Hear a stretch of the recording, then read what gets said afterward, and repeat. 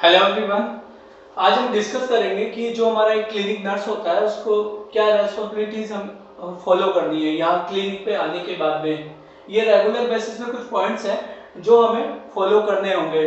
ठीक है, तो सबसे पहले जो मैं डिस्कस करूंगा ड्रेसिंग सेंस पे कि कोई भी जो स्टाफ नर्स है हमारा वो क्लिनिक पे आता है तो ड्रेसिंग सेंस होना चाहिए कि वो क्या वियर करके आ रहा है। जैसे कि कई कैजुअल फॉर्म में यहाँ पर आ जाते हैं तो इस तरह से नहीं आना है कि कैजुअली आ गए और स्लीपर में आ गए। कंप्लीट मैक्सिमम टाइम पे हमें फॉर्मल वियर करना है और जो यहाँ पर एप्रन दिया जाएगा वो भी हमें वियर करना है ताकि कोई भी पेशेंट आता है एटलीस्ट उसको पता होना चाहिए कि यहाँ पर एक प्रोफेशनल स्टाफ बैठा हुआ है जो कंप्लीट ट्रीटमेंट करके देगा, उनको भी लगना चाहिए। तो हमेशा हमें ये बात ध्यान में रखनी है। अगर रेगुलर बेसिस में अगर इस बात को इग्नोर किया जाएगा तो कभी भी कंपनी आपका टर्मिनेशन भी कर सकती है। ठीक है, इसके अलावा जैसे कि सेकंड पॉइंट है बी पंचुअल कि आपको टाइम पर रहना है। टाइम पे जैसे जो क्लिनिक का टाइम होता है वो मॉर्निंग को 9 to 6 या 9 to 7 होता है, तो आपको टाइम पर आना है। जो आपका रिपोर्ट जैसे कि मॉर्निंग को 9 बजे क्लिनिक ओपन करने का टाइम है तो आपको रिपोर्ट 10 से 15 मिनट पहले यहाँ पर आ जाना होगा। 10-15 मिनट पहले आकर आपको कंप्लीट क्लिनिक को सेट कर लेना है। जैसे लाइक क्लीनिंग है, प्रॉपर जो हमारे इंस्ट्रूमेंट्स हैं उनको सेट कर लेना है, तो कंप्लीट आपको पहले आना है। ऐसा नहीं है कि आपको 9 बजे आकर हम क्लिनिक ओपन कर रहे हैं फिर हम सफाई कर रहे हैं और पेशेंट हमारा बाहर वेट कर रहा है। इस तरह से कभी भी नहीं होना चाहिए मतलब। ठीक है, दूसरा ये है कि मॉर्निंग अब हमें इवनिंग को टाइम पर क्लिनिक को क्लोज करना है। जैसे हमें अगर हमारा 6 बजे का टाइम है तो 6 बजे ही हमें क्लोज करना है। ऐसा नहीं है कि हम जल्दी चले गए किसी दिन, है ना, और या फिर हम क्लिनिक आवर्स जो होते हैं हमारे क्लिनिक आवर्स हैं जैसे कि मॉर्निंग को 9 to 7, उस बीच में 1 से 2 घंटे के लिए हम पर्सनल काम के लिए कहीं बाहर चले गए, ऐसा कभी नहीं होना चाहिए। अगर ऐसा भी हुआ तो कभी भी कंपनी आपको टर्मिनेट कर सकती है। तो ये कुछ पॉइंट्स है जो हमें फॉलो करना है। ठीक है, थर्ड वन है जो हमें क्लीनिंग पे फोकस करना है। जैसे कि क्लिनिक जो हमारा होना चाहिए वो साफ सुथरा होना चाहिए, प्रॉपर टाइम पर सफाई होनी चाहिए। जो हमारे क्लिनिक के जो मशीन्स है वो कंप्लीट अच्छे तरीके से साफ होने चाहिए। जो आपका डेस्क है तो जहाँ स्टेथोस्कोप होता है, बीपी मॉनिटर होता है, ग्लूकोमीटर होता है, जो आपके रिकॉर्ड रजिस्टर होते हैं वो कंप्लीट एक जगह सेट होने चाहिए, बिल्कुल वहां पर सफाई होनी चाहिए। ठीक है, इसके बाद जैसे कि हम पेशेंट को जब केयर प्रोवाइड करते हैं तो चेयर्स होती है या फिर बेड होता है, तो कंप्लीट डेली बेसिस पे हमें बेड मेकिंग करनी है यहाँ आके, और कंप्लीट सारा कुछ एक जगह पर सेटअप होना चाहिए। जैसे कि मेडिसिन मेडिसिन की जगह पर कोई भी इस तरह से हमें इनवैलिड जैसे कि कचरा इधर उधर नहीं फेंकना है, प्रॉपर उसकी जगह पर जैसे डस्टबिन में हमें थ्रो करना है। तो ये चीजें हमें ध्यान में रखनी है। कंप्लीट अगर ऐसा कुछ हम रेगुलर बेसिस पे ये चीजें भी अगर हम इग्नोर करते हैं और ऐसा पाए जाते हैं तो यहाँ पर भी कभी भी टर्मिनेट किया जा सकता है आपको कंपनी के द्वारा। इसके अलावा कुछ एक्स्ट्रा चीजें जैसे कि कभी क्लिनिक पर स्मोकिंग नहीं करनी है, पान बीड़ी गुटखा इस तरह की चीजें आपको कभी नहीं करनी है। अगर आप करते भी हो तो अगर ऐसा कुछ भी आप कभी पाए जाते हो या कभी मिल जाते हो, है ना, तो भी आपको कभी भी यहाँ से टर्मिनेट किया जा सकता है। इसके बाद में आपको ये सब कुछ कंप्लीट करने के बाद में जैसे आने के बाद में सफाई करने के बाद में कंप्लीट प्रॉपर मैनेज करने के बाद में आपको सबसे पहले आपका एक पेशेंट रजिस्टर होता है जो अभी मैं आगे बताऊंगा। उस पेशेंट रजिस्टर्स में आपके पेशेंट का ऑल डेटा होता है, तो आपको कंप्लीट डेली बेसिस पे आकर पेशेंट्स के फॉलोअप्स करने हैं और उनका एक फीडबैक भी लेना है। क्योंकि जब पेशेंट हमारे पास ट्रीटमेंट के लिए आता है तो डॉक्टर डिसाइड करता है कि इसको 3 दिन बाद आना है या 5 दिन बाद आना है या 7 दिन बाद आना है। तो कई बार पेशेंट हमारे पास में वापस नहीं आते, तो ये रेस्पॉन्सिबिलिटी, ये जिम्मेदारी हमारी बनती है कि हम उन लोगों को कॉल्स करें और उनसे उनका हाल जाने, उनसे पूछें कि वो कंप्लीट हमारे यहाँ पर ठीक भी हो पाए या अभी नहीं हो पाए या कितना ठीक हो पाए। ये डेली बेसिस पे हमें उनको कॉल्स करने हैं और उनको बताना भी है कि आज आपकी डेट थी, आज आपका अपॉइंटमेंट फिक्स था, डॉक्टर ने आपके लिए बोला था कि इस दिन आज आपको आकर दिखाना है। तो कंप्लीट हमें उनको इन्फॉर्म भी करना है डेली बेसिस पे। और जो लोग कंप्लीट ठीक हो जाते हैं, कोई भी डिजीज से रिकवर हो जाते हैं, तो कंप्लीट उनका एक फीडबैक भी हमें लेना है डेली बेसिस पे कि जैसे उनको हमारे क्लिनिक पर आने के बाद में कैसा लगा, है ना, वो कंप्लीट यहाँ से सेटिस्फाई है या नहीं है। तो उनका ये एक फीडबैक लेना है, उनको अच्छा लगा या बुरा लगा।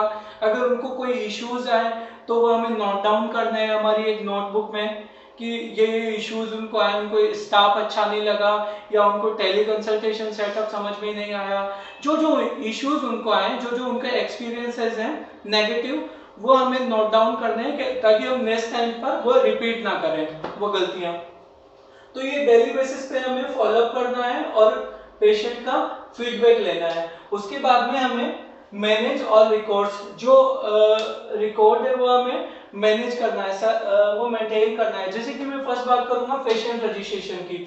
तो यहाँ पर हमें एक पेशेंट रजिस्टर हमारा होता है। कोई भी पेशेंट हमारे पास एंटर करता है तो उसका हमें एक रजिस्ट्रेशन भी करना होता है। तो ये रजिस्टर में हम उसका सीरियल नंबर, उसका नेम, उसका कॉन्टैक्ट नंबर, उसकी एज और उसका बिल जितना जनरेट होता है वो टोटल बिल, और कितना वो पे करके हमें गया है और किस डेट को वो पेशेंट यहाँ पर आया था, वो तो वो डेट भी मेंशन करनी होती है। तो कंप्लीट ये रिकॉर्ड हमें डेली बेसिस पे मेंटेन करना है। डेली जितनी भी ओपीडी, जितने भी पेशेंट्स हमारे पास में आते हैं, वो हमें इस पेशेंट रजिस्टर में मेंटेन करना है। इसके बाद में सेकंड वन आता है हमारे पास लैब रजिस्टर।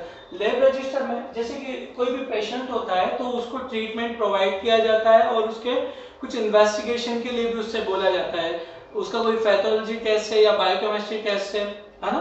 तो ये लैब रजिस्टर में जो होता है ये भी हमें मेंटेन करना है कि आज के दिन में कितने पेशेंट आए और उनकी कौन कौन सी जांच हुई थी। तो यहाँ पर भी सीरियल नंबर, पेशेंट नेम और यहाँ पर जो लैब टेस्ट उनके हुए जैसे कि सीबीसी, टीएसएच, कितना उनका बिल बना था, कितना हमने उनसे रिसीव किया है या उन्होंने कितना पेड किया है डिस्काउंट ऐड करने के बाद, और क्या डेट उनकी रही है। ये सब कुछ हमें मेंशन करना है डेली बेसिस पे। ये भी हमें रोजाना हमारा होना चाहिए। इसके बाद में थर्ड आता है कार्ड रजिस्टर। हम कार्ड इशू करते हैं, जैसे कि पर्पल कार्ड जो फैमिली कार्ड हमारा होता है, डिजीज कार्ड जो ग्रीन कार्ड होता है, वो हम इशू करते हैं। तो इसका भी एक रजिस्टर मेंटेन हमें डेली बेसिस पे करना है, जिसमें भी हमें सीरियल नंबर, पेशेंट का नाम, कॉन्टैक्ट नंबर और कौन सा कार्ड उसको इशू किया गया है, जैसे कि उसको पर्पल कार्ड इशू किया गया है या उसको ग्रीन कार्ड इशू किया गया है, और कितना अमाउंट उन लोगों ने यहाँ पर पे किया है उस कार्ड के लिए, उस फैसिलिटी के लिए। तो वो कंप्लीट हमें ये मेंटेन करना है डेली बेसिस पे। तो ये कार्ड रजिस्टर हो गया। और चौथा हमारे पास में आता है स्टॉक रजिस्टर, जिसमें ऑल मेडिसिन हमें स्टॉक करना है कि जैसे कि हमारे क्लिनिक पे जो मेडिसिन है वो कंप्लीट कितनी क्वांटिटी में है, तो ये वो इस रजिस्टर में हमें मेंटेन करनी है। अभी वीकली अकाउंटिंग करनी है या 15 डेज करनी है। तो इसमें जैसे कि क्या होगा, सीरियल नंबर होगा, मेडिसिन का नाम होगा, इसकी क्वांटिटी कितनी अवेलेबल है, जैसे कि सपोज एक पेंटापेराजोल इंजेक्शन है तो उसका नाम यहाँ पर कितनी क्वांटिटी में हमारे पास है, जैसे कि 3 क्वांटिटी में है, उसका एमआरपी कितना है, और यहाँ पर डेट जिस दिन आप काउंटिंग करते हो तो वो कंप्लीट यहाँ पर मेंशन होना चाहिए। तो इस तरह से हमें एक रजिस्टर मेंटेन करना है स्टॉक के लिए। तो इस तरह से ये जो चारों डेटा है ये हमें डेली बेसिस पे मैनेज करना है। इसके बाद आता है सेंड डेली ओपीडी रिपोर्ट्स। जो हमारी ओपीडी होगी, जो पेशेंट हमारे पास डेली आएंगे, जो पेशेंट रजिस्टर में हम एंट्री करते हैं, कंप्लीट एक उसकी रिपोर्ट हमें डेली हमारे ग्रुप में सेंड करनी है कि आज की इतनी ओपीडी हमारे पास में रही है।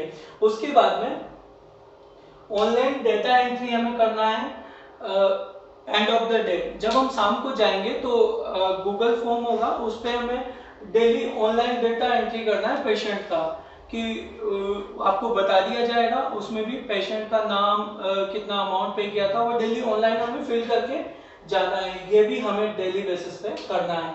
इसके बाद हमें वीकली अकाउंटिंग करनी है कैश की, कि जो पेशेंट आएंगे जो बिल पे करके जाएंगे तो जितना कैश हमारे पास में कलेक्ट होगा, तो मंडे टू सैटरडे वीक होता है, तो सैटरडे को हमें एवरी सैटरडे काउंटिंग करनी है और उसको कंपनी के बैंक अकाउंट में डिपॉजिट करवा देना है। तो कंप्लीट ये काम भी हमें वीकली करना है, इसको कभी भी मिस नहीं करना है। डोंट ऑफ द कैमरा, जो हमारे सीसीटीवी कैमरा लगे हुए हैं वो कभी भी हमें ऑफ नहीं करने हैं आगे से। अब अगर कभी कोई ऑपरेशन में इश्यूज आ जाता है कि कोई कैमरा चलता हुआ बंद हो जाता है या कोई वाईफाई बंद हो जाता है, तो हमें इमीडिएटली रिपोर्ट करना है हमारे मैनेजर को, हमें तुरंत उसके बारे में बता देना है। इसके अलावा जैसे कोई भी फंक्शंस हैं हमारे प्रोडक्ट्स को लेकर, जैसे हमारा टेली कंसल्टेशन सेटअप हो गया, एथेना हो गया, बिलिंग मशीन हो गई, कैमरा हो गया, ऐसा कोई भी प्रोडक्ट है, सबसे पहले तो वो आपकी रेस्पॉन्सिबिलिटी में रहेगा कि वो ठीक रहना चाहिए, उसमें कभी आपकी वजह से कोई मिस्टेक नहीं आनी चाहिए, वो खराब नहीं होना चाहिए।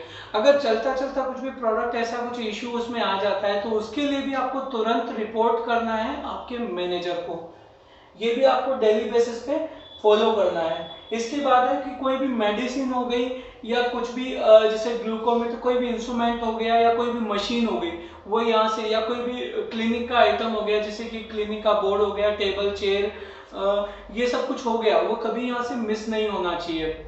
मेडिसिन हो गई, ये कंप्लीट अगर मिस होता है तो ये आपकी सैलरी से डिटेक्ट कर लिया जाएगा। अगर कभी यहाँ पर नहीं पाया गया, कभी काउंटिंग होगी वीकली और नहीं मिलता है, तो ये आप रेस्पॉन्सिबल हो, अगर वो गुम जाता है तो उसके लिए। तो कंप्लीट आपको ये बातें ध्यान में रखनी है। इसके अलावा अगर कोई भी ऑपरेशन में आपको इश्यू आता है, जैसे कि क्लिनिक चलाने में कोई भी प्रॉब्लम आपको आ जाती है, तो उसके लिए भी आपको तुरंत रिपोर्ट करना है आपके मैनेजर को। तो ये बातें हमें रेगुलर बेसिस पे ध्यान रखनी है। अगर आप इसको इग्नोर करते हुए पाए जाते हो तो आपको कभी भी टर्मिनेट किया जा सकता है। इसके अलावा कुछ और पॉइंट्स हैं जो हमें ध्यान में रखने हैं। कभी आपको इनवैलिड ऑफ नहीं लेना है कि मतलब कभी भी आपने ऐसे छुट्टी मार ली, अगर ऐसा हुआ मतलब कभी भी, तब भी आपका टर्मिनेशन हो सकता है।